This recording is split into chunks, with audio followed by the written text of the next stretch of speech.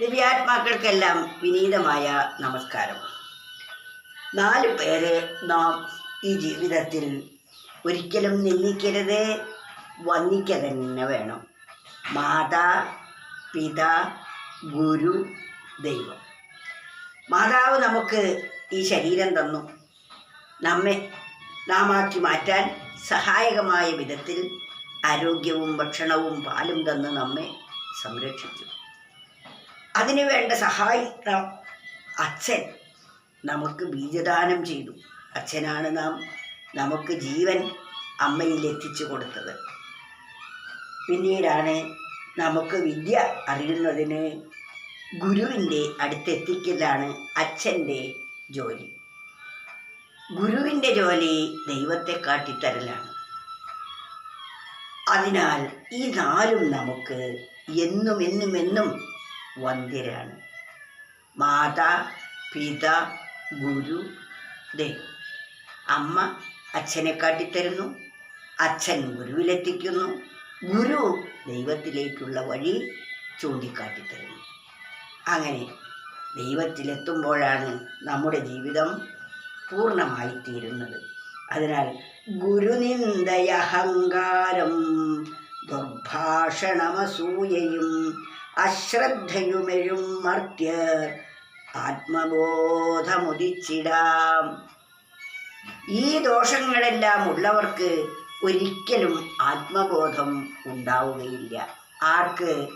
ഗുരുനിന്ദ, അഹങ്കാരം. ഞാനാണ്, എനിക്ക് മനസ്സിലായ അത്രയൊന്നും ഈ ഗുരുവിനൊന്നും അറിയില്ല.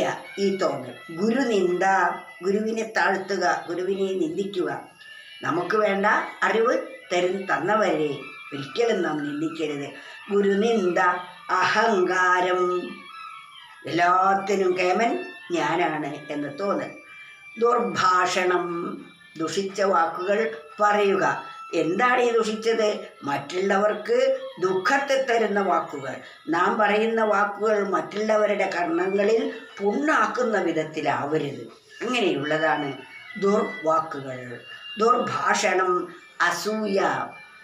മറ്റുള്ളവർ നന്നാവുന്നത് കാണുമ്പോൾ തനിക്ക് സഹിക്കാൻ കഴിയുന്നില്ല, എന്നിട്ട് അതിൽ കുറ്റങ്ങൾ ആരോപിക്കുന്നതാണ് അസൂയ എന്ന് പറയുന്നത്. അശ്രദ്ധ, വേണ്ട കാര്യങ്ങളിൽ ഒരു ശ്രദ്ധയും ഇല്ലാത്തവരാണ് അശ്രദ്ധ. എന്നാൽ വേണ്ടാത്ത കാര്യങ്ങളിൽ നല്ല ശ്രദ്ധ അവർക്കുണ്ടാവും. വേണ്ട കാര്യത്തിലാണ് നമുക്ക് ശ്രദ്ധ. നമ്മുടെ ജീവനെ ഉദ്ഗതിയിലേക്ക് നയിക്കുന്നതാണ് നമുക്ക് വേണ്ടത്. അതിനാണ് നമുക്ക് ശ്രദ്ധ വേണ്ടത്. അശ്രദ്ധയുമേ എഴുമർത്യർ.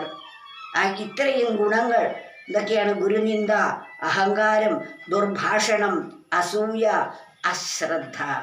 ഈ 5 നിറഞ്ഞിരിക്കുന്ന മനുഷ്യർക്ക് ഒരിക്കലും ആത്മബോധം ഉണ്ടാവുകയില്ല. ഗുരുനിന്ദയഹങ്കാരം ദുർഭാഷണമസൂയയും അശ്രദ്ധയുമെഴും മർത്യർക്കാത്മബോധമുദിച്ചിടാ. ഇങ്ങനെയുള്ളവർക്ക് ഒരിക്കലും ആത്മബോധം ഉണ്ടാവുകയില്ല. ആത്മാബോധം വേണമെങ്കിൽ ഈ പറയപ്പെട്ട ദൂഷ്യങ്ങളെല്ലാം നാം ഉപേക്ഷിച്ച് വിപരീതമായ സദ്ഗുണങ്ങൾ വളർത്തിക്കൊണ്ടേയിരിക്കണം. അതിനാദ്യത്തെ 2 ഉണ്ടായാൽ മതി. ഗുരുവന്ദനം. രണ്ടാമത്തത് അഹങ്കാരം ഇല്ലായ്മ. അഹങ്കാരം ഉള്ളത് കൊണ്ടാണ് ഗുരുവിനെയൊക്കെ നിന്ദിക്കാൻ തോന്നുന്നത്. അതുകൊണ്ട് ആദ്യത്തിൽ നമ്മൾ കട വെട്ടി വേരെറുത്ത് കളയേണ്ടത് അഹങ്കാരത്തെയാണ്. അഹങ്കാരം ഉണ്ടാവാൻ എന്താ കാരണം? ഞാൻ ദേഹമാണെന്ന തോന്നലാണ്.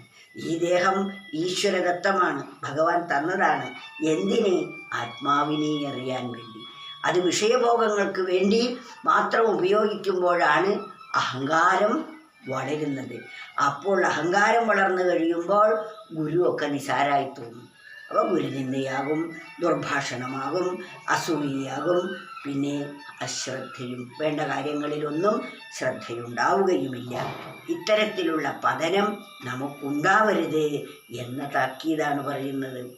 ഗുരുനിന്ദയഹങ്കാരം ദുർഭാഷണമസൂയയും അശ്രദ്ധയുമെഴും മർത്യർക്കാത്മബോധമുദിച്ചിടാം.